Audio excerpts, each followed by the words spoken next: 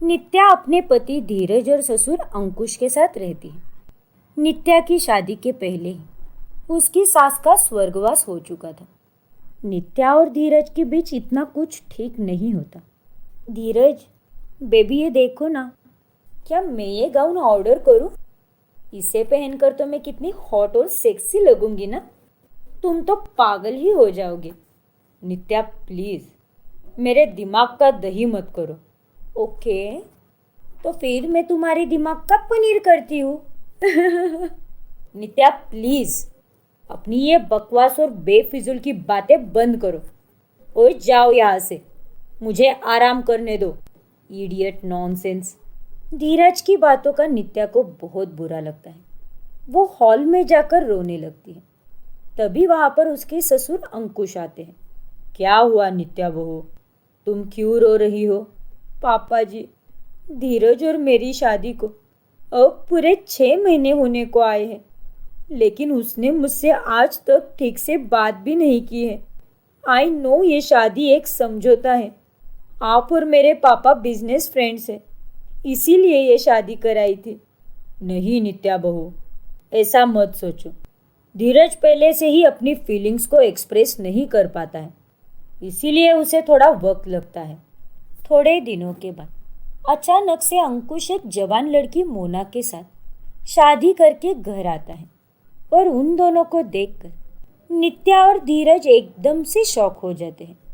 पापा, ये आपने क्या किया? शादी की तो की, और वो भी एक जवान लड़की से। पापा जी, आपने तो हमें बताया भी नहीं।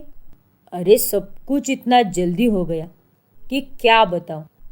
अब बस अपनी नई सास को स्वीकार कर लो बहू। ये है मोना, मेरी मोना डार्लिंग। हेलो धीरज और नित्या, कैसे हो?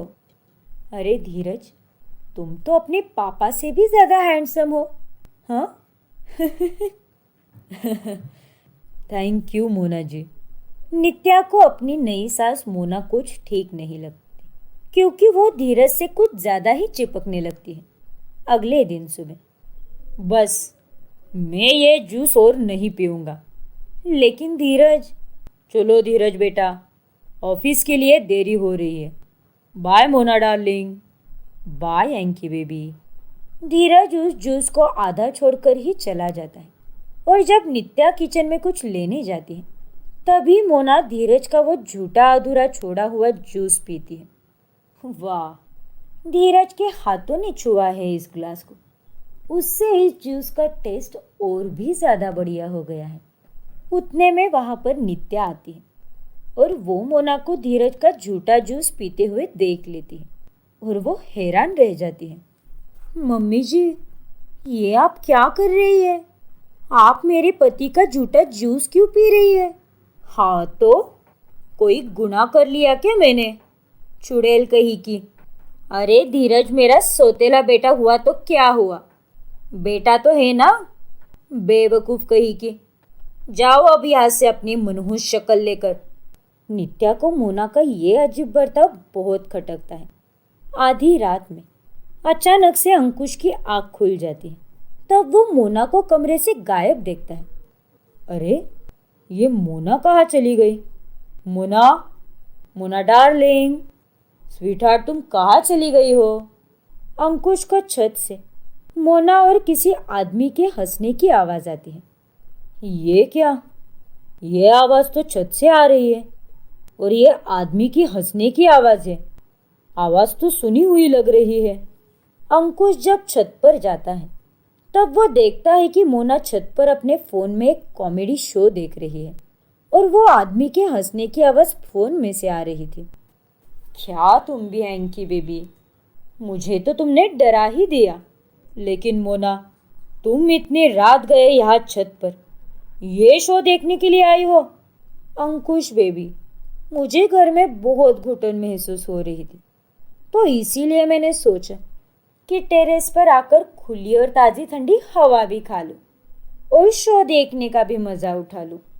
अंकुश और नित्या दोनों को अब अपने पति पत्नियों पर हल्का हल्का शक होने लगता है। एक रोज जब नित्या धीरज का शर्ट वॉशिंग मशीन में धुलने के लिए निकालती है, तब वो उस पर लिपस्टिक का निशान देखती है और साथ ही उसके शर्ट से एक फीमेल परफ्यूम की महक आ रही होती है। ये क्या? धीरज के शर्ट पर ये किस भूतनी के जहरीले होठों के निशान है? और ये परफ्यूम की खुशबू, ये तो मम्मी जी की परफ्यूम की खुशबू है। इसका मतलब मेरी सास ही मेरी सौतन है। उस दिन भी मम्मी जी का बर्ताव बहुत अजीब था। उसने धीरज का झूठा जूस पिया था। फिर नित्या जाकर अंकुश को सारी बात बताती है। क्या? ये तुम क्या बकवास कर रही हो नित्या बहू? माना कि मोना तुम्हारी सौतेली सास है, लेकिन तुम उस पर और मेरे बेटे पर इतना घटिया इल्जाम नहीं लगा सकती। तुम्हें कोई हक नहीं है। मुझे कोई शौक नहीं है पापा जी, लेकिन यही सच है। परसों रात भी वो छत पर गया था। जाते वक्त उसने गले पर निशान नहीं था। आने के बाद उसके गले पर लव बाइट का निशान था। क्या? इसका मतलब परसों रात को छत पर वाकई में कोई आदमी था, और वो आदमी कोई और नहीं बल्कि मेरा बेटा धीरज ही था। पापा जी, उन दोनों के अफेयर का भांडा फोड़ने के लिए मेरे पास एक प्लान है।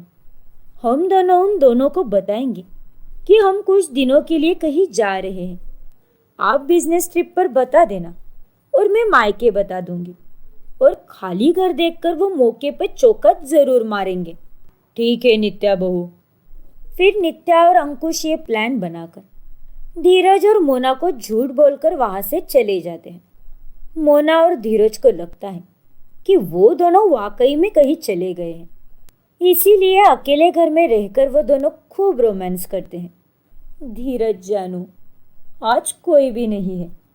आज ये घर हमारा है और आज की रात हम दोनों कुछ तूफानी करेंगे। यस जानेमन, कितनी अच्छी लाइफ है ना हमारी। तुम्हारे बाप के प्रॉपर्टी के पैसों पर राज कर रहे हैं हम, और ऊपर से हम दोनों एक ही छत के नीचे रहते हैं। तभी वहां पर नित्या और अंकुश आ जाते हैं। उन दोनों को देखकर मोना और धीरज बहुत डर जाते हैं। अंकुश धीरज को एक जोरदार थप्पड़ लगाता है। नालायक, बता कब से चल रहा है ये सब? मुझे माफ कर दीजिए पापा। एक्चुअली मोना और मैं एक दूसरे को 2 साल से प्यार करते हैं, लेकिन आपने मेरी शादी आपके बिजनेस फ्रेंड की बेटी यानी नित्या से कराई, और मैं ये भी जानता था कि आप मेरी शादी मिडिल क्लास मोना से कभी नहीं कराते। मैं और धीरज एक दूसरे से दूर रहना बर्दाश्त नहीं कर पा रहे थे, इसीलिए मैंने अंकुश अंकल को अपने प्यार के जाल में फंसाया और उनसे शादी करके इस घर में आ गई, ताकि मैं 24 घंटे अपने धीरज की आंखों के सामने रहूं और वो भी मेरे सामने रहे। छी, तुम दोनों प्यार में इतना नीचे गिर जाओगे, ये मैंने कभी सोचा नहीं था धीरज। तुमने रिश्ते नाते सबका मजाक बनाकर रख दिया है। अगर तुम्हें मुझसे शादी नहीं करनी थी तो मुझे बता देते ना। तुमने मेरी जिंदगी क्यों खराब की? अब बस, अब और नहीं। मैं तुम दोनों को अपनी प्रॉपर्टी और अपनी जिंदगी से बेदखल करता हूँ। निकल जाओ मेरे घर से। क्या? धीरज और मोना खूब विनती करते हैं, लेकिन अंकुश उन दोनों को घर, जिंदगी और प्रॉपर्टी से बेदखल कर देता है। आप यहाँ कैसे आई? मेरे जादुई पंखों से उड़कर। अरे बबूचक, सफर करके ही आई होंगी ना? सुगंधा बुआ ने मुझे शहर में आने के बाद फ़ोन किया था और मुझे स्टेशन पर लेने बुलाया, इसीलिए मैं इन्हें लेने गया था। सुगंधा बुआ को देख सभी हैरान रह जाते हैं। राज बेटा, शोभा भाभी की तबीयत सुबह से बहुत बिगड़ गई है, और वो बस तेरे नाम की ही माला जप रही है कि तू उसकी नज़रों के सामने आ जाए। ऐसा तो होना ही था। जब मेरी लाइफ की एंजल्स मुझसे दूर होने वाली है तो फिर से मेरी लाइफ पहले जैसे ही बन जाएगी। क्या मतलब? बुआ जी, मैं आराधना और पिपली का दोनों से प्यार करता हूँ, वो भी एक समान, ना कम ना ज़्यादा। लेकिन दोनों में से किसी एक को नहीं चुन सकता हूँ। मुझे उन दोनों में से किसी का भी दिल दुखाना नहीं है, इसीलिए मैं उन्हें यही छोड़कर वापस गाँव आने वाला था। ये तो क्या करने जा रहा है निकम्मे नुगड़े। अरे पिपली का बेटा, आराधना बेटा, तुम दोनों के आने से तो इसके जीवन में और हमारे परिवार में खुशियाँ आई है। तुम दोनों भी शुभ हो हमारे लिए। राज, हमें इन दोनों को गांव ले चलना होगा, क्योंकि अगर तूने इन्हें छोड़ दिया तो तेरी जिंदगी झंड तो होगी ही, लेकिन तेरे साथ पूरे परिवार को सहना पड़ेगा, और खासकर तेरी माँ को। राज अब दुविधा में पड़ जाता है। उसे बड़ी मुश्किल से पीपलिका और आराधना के पास फिर से मुड़ना पड़ता है, और वो उन्हें हाथ जोड़कर कहता है, पीपलिका, आराधना, तुम दोनों ने मेरा इतना साथ दिया है, थोड़ा और साथ दे दो प्लीज़। प्लीज़ मेरे साथ मेरे गांव चलो, क्योंकि तुम दोनों ही मेरी लाइफ की एंजल्स हो। तुम दोनों के कारण ही सारा श्राप टल पाया है। इसीलिए I request you both, please मेरे साथ चलो। ठीक है, मैं चलूँगी, but only for your mom. मैं भी तुम्हारी माँ की सेहत के लिए ही चलूँगी तुम्हारे साथ। Thank you so much. तुम दोनों का बहुत बहुत शुक्रिया। चलो आराधना, अपने मोनू भैया को भी ले लेना साथ में, और गज्जू तुझे भी चलना है। इस तरह सबके सब करमपुर चले जाते हैं, जहाँ शास्त्री निवास में राज की माँ शोभा बहुत बीमार पड़ी होती है। लेकिन पीपलिका और आराधना के जाते ही वो एकदम से ठीक हो जाती है और उठकर बैठ जाती है। जब पीपलिका उसे मिलने जाती है तब, वाह वाह, कितनी सुंदर हो तुम बेटा, क्या नाम है तुम्हारा? आंटी, मेरा नाम पीपलिका है। आई होप आपकी तबीयत अब बेहतर है। आपको अच्छा लग रहा है ना? हाँ बेटा, बेटा तुम मेरे बेटे के जीवन में खुशियाँ भर सकती हो। तुम मेरे बेटे से शादी कर लो, करोगी ना? आंटी, वो वादा करो मुझसे, करोगी ना इस बुढ़िया के लिए इतना? यस आंटी, मैं आपसे वादा करती हूँ। फिर बाद में जब आराधना भी शोभा से मिलने जाती है, तभी शोभा आराधना से कहती है, तुम बहुत सुंदर हो बेटा, तुम मेरे बेटे के जीवन में खुशियाँ भर सकती हो। तुम मेरे बेटे से शादी कर लो, करोगी ना? वादा करो। लेकिन काकी जी, मना मत करना बेटा। हाँ काकी जी, मैं करूँगी आपके बेटे से शादी। फिर जब तीसरी बार शोभा से मिलने गज्जू जाता है, तभी शोभा उसे वही कहती है जो उसने पीपलिका और आराधना से कहा, बेटा क्या तुम मेरे बेटे से शादी करोगी? करोगी ना? बताओ बेटा। अरे शोभा काकी, ये आपको क्या हो गया? उड़ी बाबा, भागो यहाँ से, मैं नहीं करने वाला राज से शादी। गज्जू वहां से दुम दबाक कर भाग जाता है। दरअसल शोभा को उम्र के साथ एक ही बात बार बार दोहराने की आदत हो चुकी थी। जब पीपलिका और आराधना बाहर आती है, तब वो बातें करने लगती है। क्या तुम्हें भी वही कहा? और तुम्हें भी? भला हम दोनों एक दूल्हे की बीवी कैसे बन सकती है? तभी वहां पर सुगंधा आती है और कहती है, क्यों नहीं बन सकती, जरूर बन सकती है। गणेश जी की भी 2 पत्नियां थी, और यहाँ राज अपने परिवार की खुशी के कारण तुम दोनों से शादी करेगा। परिवार की खुशी? तुम दोनों ने देखा नहीं कैसे तुम्हारे आने से पूरे शास्त्री परिवार में रौनक छा गई है। शोभा भाभी भी एकदम चुस्त और दुरुस्त हो गई है। सदियों से इस परिवार को लगे इस श्राप को मिटा दो। वो तुम दोनों ही हो जो ये कर सकती हो। तुम दोनों के होते हुए इस परिवार का हर सदस्य शादी कर पाएगा और इस परिवार के वंश को आगे बढ़ाएगा। सुगंधा की बातें सुनकर आराधना और पीपलिका एक दूसरे की तरफ देखते हुए सोच में पड़ जाती है और कहती है, शायद यही सही रहेगा आराधना। हाँ पीपलिका, अगर हमारी और राज की शादी से इनकी सारी चीज़ें ठीक हो सकती हैं तो हमें ये पुण्य का काम करना ही चाहिए। हाँ आराधना, वैसे भी अगर राज हम दोनों में से किसी से भी शादी कर लेता तो भी उसका आधा मन आधा दिल तो किसी और के पास ही रहता। मैं इस शादी के लिए तैयार हूँ बुआ जी। वैसे तो मेरी और राज की झूठ मूठ की शादी पहले भी हो चुकी है, लेकिन अब मैं और पीपलिका ऑफिशियली राज की घरवाली बनने के लिए तैयार है। Thank you thank you thank you.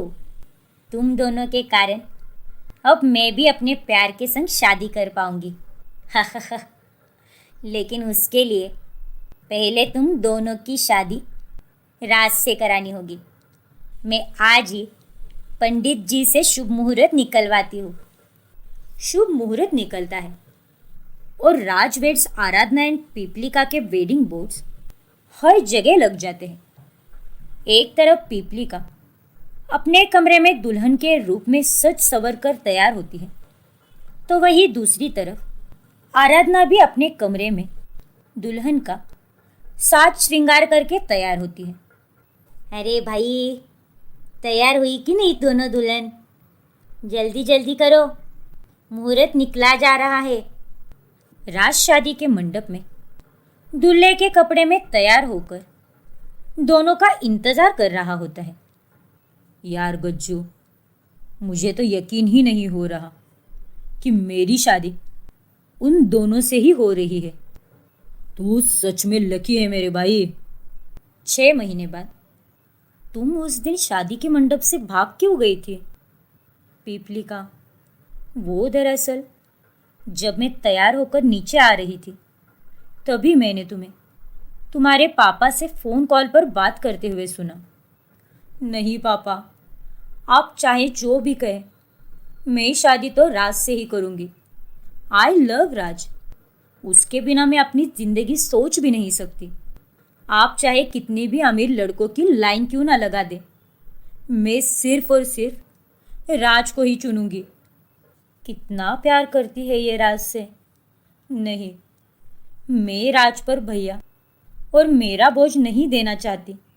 और वैसे भी शोभा काकी ने सबसे पहले पीपलिका से कहा था कि तुम शादी करो, पीपलिका ही राज के लिए सही चॉइस है। इसीलिए मैं वहाँ से भैया के साथ चली गई। लेकिन तुम क्यों भाग गई? तुम्हें तो रुकना चाहिए था ना। आराधना, जब मैंने पापा से बात की तब मुझे पापा ने कुछ ऐसा कहा जिसे सुनकर मुझे शादी से भागना ही सही लगा। उन्होंने कहा कि तुम और मोनू भैया दोनों का इस दुनिया में कोई नहीं है, और रात के पहले तो दिन होता है ना। और राज ने दिन में तुमसे प्यार किया और रात में मुझसे। सही मायनों में देखा जाए तो तुम ही राज के लिए बनी थी और राज ही तुम्हें और मोनू भैया को संभाल सकता था। इसीलिए मुझे लगा कि मेरे इस त्याग से तुम दोनों की जिंदगी बच जाएगी। इसलिए मैं वहाँ से चली गई और एंड में हम तीनों भी सिंगल रह गए। पीपलिका ने जाने का वॉइस नोट भेजा और आराधना चिट्ठी छोड़ गई थी। वेल, एक बात बताओ, हम तीनों एज फ्रेंड्स ही सही है। हम तीनों का ये रिश्ता किसी नाम या टैग का मोहताज नहीं है, क्योंकि कुछ रिश्ते बेनाम ही सुंदर और सुखी होते हैं। You are right. इस पूरी दुनिया में सारे रिश्ते एक तरफ और दोस्ती का रिश्ता एक तरफ। सो इसी के साथ ये कोल्ड कॉफ़ी अपनी दोस्ती के लिए। तीनों चेयर्स करते हुए कॉफ़ी पीते हैं और यूं ही जिंदगी भर दोस्त बने रहते हैं।